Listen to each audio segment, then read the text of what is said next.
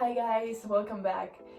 It's been a huge while since I've left this channel and decided that it was a good idea to restart it, and so yep, here I am.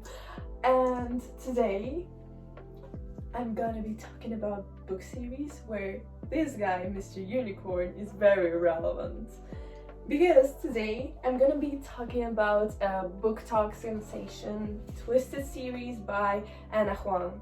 This series has 4 books in it. The first one is Twisted Love, the second one is Twisted Games, the third one Twisted Hate, and the last one Twisted Lies.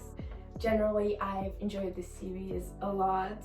However, there were some moments that made me think twice about the ranking I gave those books. Let's start with a general review of the books. What I really liked about all of them is that, first of all, they had playlists, actual playlists with the songs that probably have inspired the author and stuff, which is really cool, and it makes you think about the story in a different way. Second of all, the dedications. I think you've all seen already the dedications somewhere on Instagram or on TikTok, because they're incredible, literally.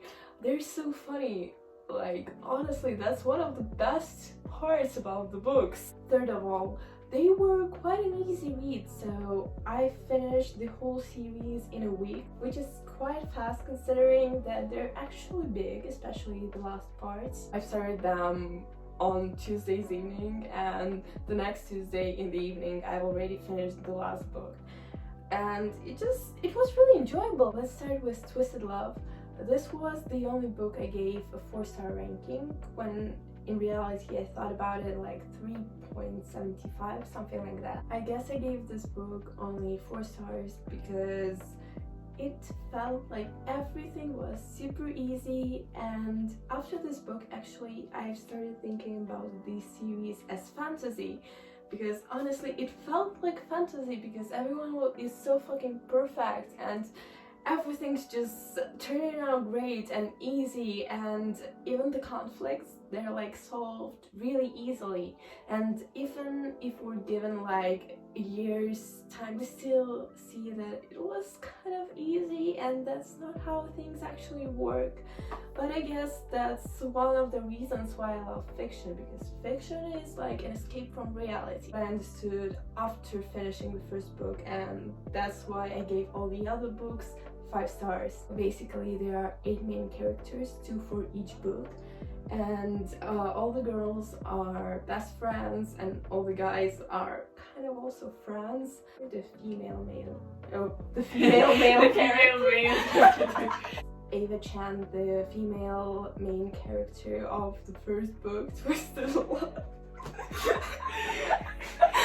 female male character. The character that felt the closest to reality was Ava Chan, the female main character of the first book, Twisted Love, because at first she was like a normal person who had her flaws and who had problems with work and stuff, so it just felt real. But then obviously she had her best friends, who are the main characters of the other 3 books, about whom I'll talk later. But this whole friend group felt like it was built in heaven or something, because they were just all so perfect. And the male main character, Alex Volkov, is probably the crush of all the bookstagram, and I'm really proud to say that, because he's Ukrainian, and that's the first time I've ever seen a Ukrainian character in the fiction that was not originated in Ukraine. A really important part. He is the CEO, and he's like a billionaire, and I think he became billionaire when he was like 14 or something. So yeah, his story didn't exactly feel real, to be honest. Like, I know geniuses exist and stuff, but like, isn't that like too much? As I've said, with this book I felt as if it was in a bit of a rush, and that the feelings of the characters just changed with every second, and there were moments of forgiveness and stuff, and they just all felt like they were rushed and that there were no actual things to forgive, even though there were. The tropes of this book are brothers, best friends, kind of enemies to lovers, overprotectiveness, if that's a trope, and many more. Moving on to the second book, which tells us about the best friend of Ava, Bridget, and I don't remember her surname, I'm sorry, it's really tough. So, she is a literal princess, and like that's only the beginning. And the male main character is Riz Larson, who's her bodyguard, and well, obviously the trope that comes from it is bodyguard and the person who's being guarded. Yay. I don't know how to call that trope. By this book, I guess I've just understood that I have to think about this as about some fantasy book. And honestly, one more thing that I didn't exactly like is that all of the main characters felt like the same character in different fonts. So for example, the girls, they're all so successful and stuff, and they're so fierce. They just seem perfect. They just have like different colored hair and a bit of different fields, that's all. And the male characters were also overprotective and they hated everyone except for their girl. And they were also muscular and perfect and literally gods. And yeah, as I've said, it just felt like they've been copied and then pasted like without making changes. In this way, it also kind of reminded me of Sarah J. Maas books. I've read Throne of Glass series, and all the guys there were like perfect versions. They all felt a bit same. It doesn't mean that I didn't enjoy it. Of course I did enjoy it. It felt really surreal, but as I've said, if you think about this series just like you think about fantasy, it's alright. Also, I've just understood that probably all of those books have kind of enemies to lovers, even if they weren't exactly enemies. It still felt like they hated a bit each other or didn't like each other, so yeah, I guess it binds the whole series. Moving on to the third book, Twisted Hate.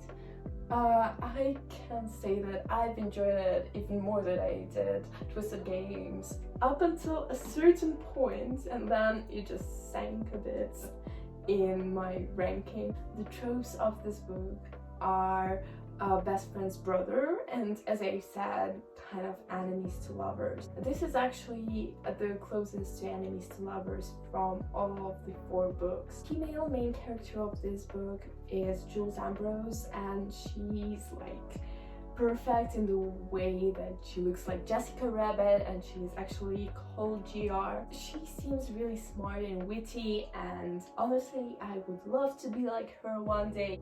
Okay, maybe not about everything, but about most parts. Her love interest is Josh Chan, who, as I've said, is her best friend's brother. They kind of turn this hate into love. Well, obviously that's what enemies to lovers are for.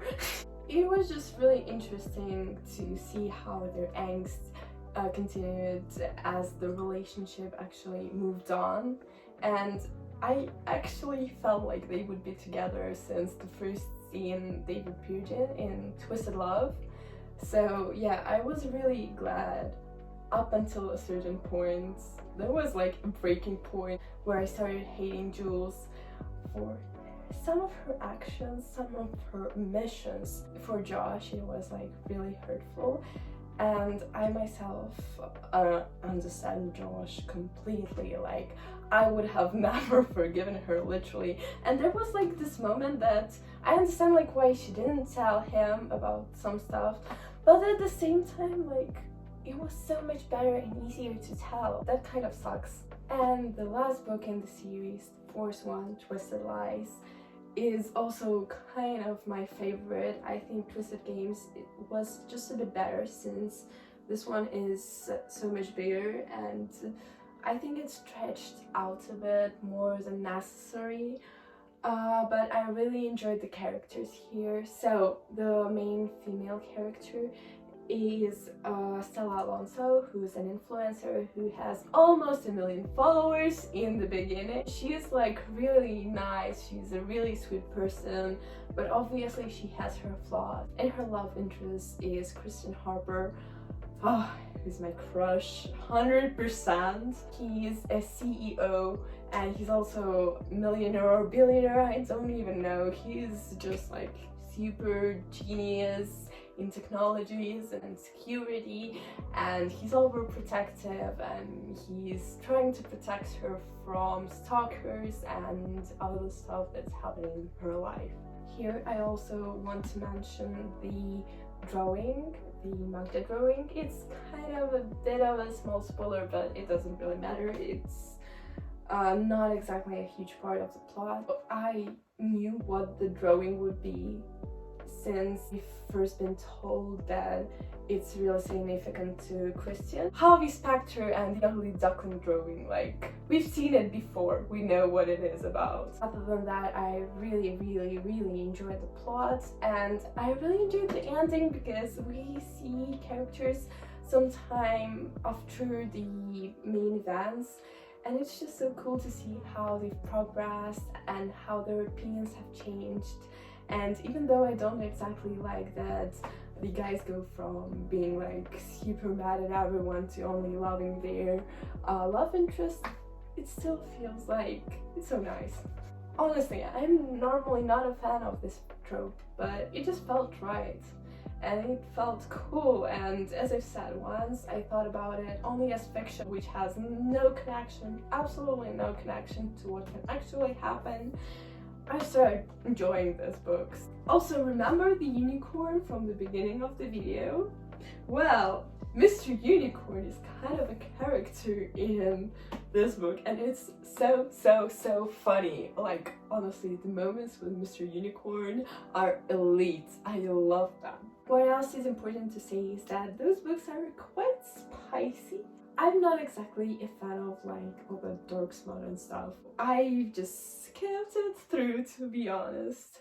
But yeah, I know that nowadays it's a very important factor for some readers, so if you enjoy it, go on, please do read it. The other thing I liked is that they're actually really funny, and like, as I said, most of the characters are really witty, and so the dialogues between them are really interesting, and they're always like joking around, and there's also like some part of jealousy in it all, and it just seems really nice. And I would love to have a friend group like that one day. It's literally perfect as everything about those books.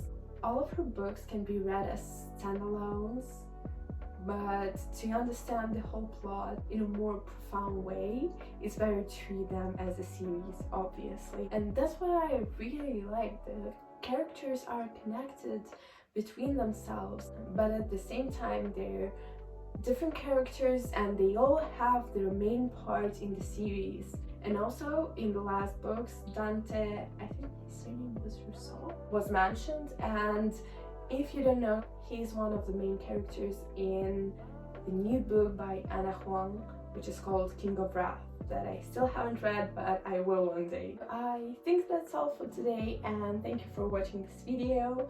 I hope you'll read one day these books, and if you have already, please write me your opinion about them. I would love to hear it. See you in the next videos. Bye!